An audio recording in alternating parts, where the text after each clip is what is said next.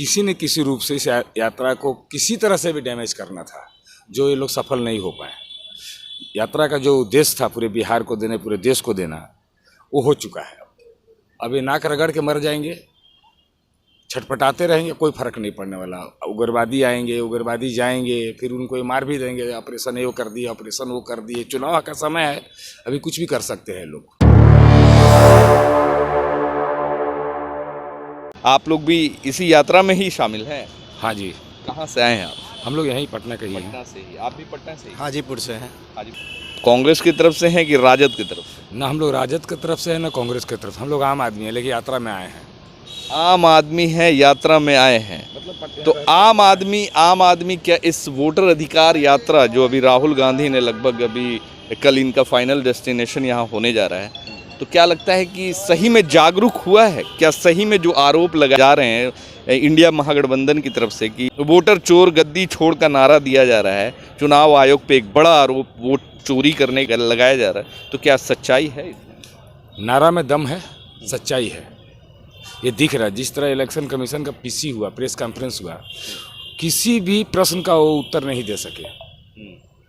इससे लगता है कि जो एलिगेशन विपक्ष लगा रहा है, इंडिया गठबंधन लगा रहा है, वो सही है। वो तो लगातार सफाई देते हुए नजर आएगी। राहुल गांधी का बिना नाम लिए उन्होंने कहा कि जो आरोप लगा रहे हैं उसकी विश्लेषण करें, नहीं तो अगर झूठ है तो माफ़ी मांगे। अगर इलेक्शन कमीशन को उनसे माफ़ी मंगवाना था तो इतने बड़े संस्था है, उनको लिखित में देना था कि आप 1 सप्ताह में जवाब दीजिए, और नहीं तो आपके आरोप झूठे हो जाएंगे। एक पीसी करके, ये कोई इलेक्शन कमीशन का काम नहीं है इस तरह पीसी करके। हाँ, पीसी करके कोई ये नहीं किसी पर बोल देगा कि आप झूठा साबित हो जाएंगे। एक लिखित में दे, राहुल गांधी पर केस करे, जेल करे, इनको भेजे अगर गलत बोले हैं तो।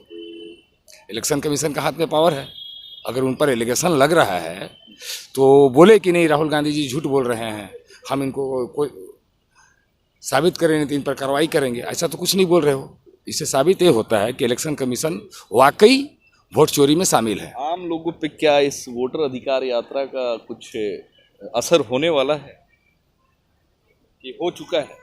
असर होने वाला नहीं, असर हो चुका है। और इसका असर पूरे भारत में हो चुका है, खाली बिहार में ही नहीं, ये पूरे हर जगह फैल गया है। अब जहाँ जहाँ चुनाव होगा लगता है कि वहाँ वहाँ ये इस तरीके का वोटर इस तरह की यात्रा की जरूरत नहीं। लोगों को जागरूक करना था, बताना था, गांव देहात के लोगों को बताना था कि आपकी वोट चोरी हो रही है, आप उसको सुरक्षा, अपना वोट की सुरक्षा स्वयं करें, नहीं तो ये लोग आके कब आपको साफ कर देंगे कोई पता नहीं चलेगा। बस वही चीज़ है। आप लोगों के क्षेत्र में क्या सचमुच में जो चुनाव आयोग का जो SIR हुआ, तो क्या उसकी कमी पाई गई है आपके क्षेत्र में, या फिर आपके परिवार में किसी का नाम कटा हो, मृत्यु को जीवित कर दिया गया हो, जो जिंदे हैं उनको मुर्दा कर दिया गया हो? इस तरीके ज़्यादातर ये वैसे जगह में किए हैं जहाँ के लोग जागरूक कम हैं और वोटर इनके नहीं हैं, वैसे लोगों को काट रहे हैं। हमारे यहाँ ऐसा कुछ प्रॉब्लम, हमारे घर में ऐसा कुछ नहीं हुआ है, क्योंकि हम लोग एक्टिव हैं। हम लोग खुद क्वेश्चन कर लेंगे क्यों काटा जा रहा है, हम तो जिंदा है, मार क्यों रहे हो मेरे को। लेकिन जहाँ के लोग नहीं बोल सकते हैं वैसे लोगों के साथ इस तरह किया जा रहा है, गरीब, दलित, वंचित, इस तरह। आप लोग यात्रा को सफल बनाएंगे? 100% बनाएंगे।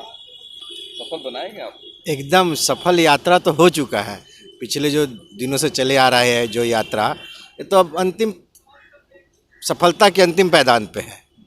और जो जितना सफलता पूरे बिहार में रहा, वो पटना में हमको लगता है क्या होगा कल कोई कह नहीं सकता। नहीं लगता है कि इस वोटर अधिकार यात्रा के बाद से जो कांग्रेस जो बिहार से कहीं ना कहीं विलुप्त होते हुए नजर आ रही थी, इस वोटर अधिकार यात्रा की वजह से फिर से वो एक बार सबसे उरूज पे नजर आ रही है? देखिए, यहाँ कांग्रेस नहीं, महागठबंधन का बात करें तो हम लोग अच्छा रहेगा। महागठबंधन में जिस तरह से राष्ट्रीय जनता दल, कांग्रेस, भाकपा माले, सहनी जी और सभी लोग जो है, सभी लोग चुनाव के पहले एक साथ होना, दम के साथ, चुनाव में तो जाते थे दम के साथ, एक साथ हो ही जाते थे लोग। लेकिन इसका असर जो पहले जो हुआ, अब पूरे बिहार की जनता को यह पता चल गया कि गठबंधन में कौन लोग हैं, कैसे लोग हैं और कितने जुड़े हुए हैं। तो निश्चित तौर पे इसका असर चुनाव में पड़ेगा। इस यात्रा के दौरान देखा गया कि राहुल जी तो उस वक्त थे नहीं, मंच से उनके बाद या फिर उनसे पहले जिस तरीके से प्राइम मिनिस्टर को जिस तरीके से अभद्र भाषा का इस्तेमाल किया गया उनके खिलाफ और जो गालियाँ दी गई, तो कहीं ना कहीं बीजेपी वाले इससे आक्रोशित हुए और कांग्रेस कार्यालय में जो इस तरीके से घुसकर तोड़ फोड़ करना, क्या इस तरीके से टिप्पणी करना सही? देखिए, टिप्पणी तो बर्दाश्त करने लायक नहीं है, चाहे कोई भी दल हो, कोई भी लोग हो, आम व्यक्ति हो या कोई भी राजनेता हो, इस तरह का टिप्पणी करना उचित नहीं है किसी भी प्लेटफॉर्म पे। मगर लेकिन यहाँ पे एक षड्यंत्र अगर कहीं रचा जाए, आप मान लीजिए आप ही जैसे बोले कि राहुल जी उस यात्रा से चले गए थे, नहीं थे, कांग्रेस से कोई ऐसा सीनियर लीडर नहीं थे, उसके बाद कोई भी उद्दंडता कर सकता था।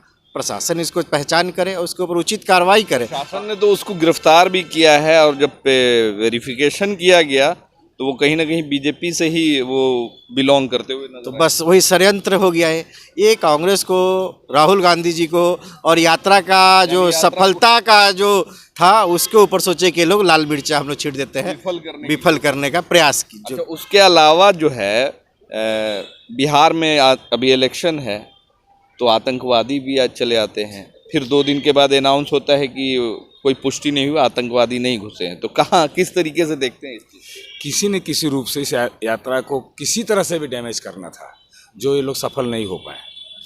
यात्रा का जो उद्देश्य था पूरे बिहार को देने, पूरे देश को देना, वो हो चुका है। अब ये नाक रगड़ के मर जाएंगे, छटपटाते रहेंगे, कोई फर्क नहीं पड़ने वाला। उग्रवादी आएंगे, उग्रवादी जाएंगे, फिर उनको ये मार भी देंगे, ऑपरेशन ये वो कर दिए, ऑपरेशन वो कर दिए। चुनाव का समय है, अभी कुछ भी कर सकते हैं लोग।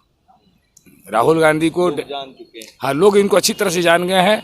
आप जैसे मीडिया के लोग खाली हल्ला करके उनको बढ़ाए हुए हैं, नहीं तो उनको कोई नहीं पहचानता है। आज के डेट में यही स्थिति है उनकी।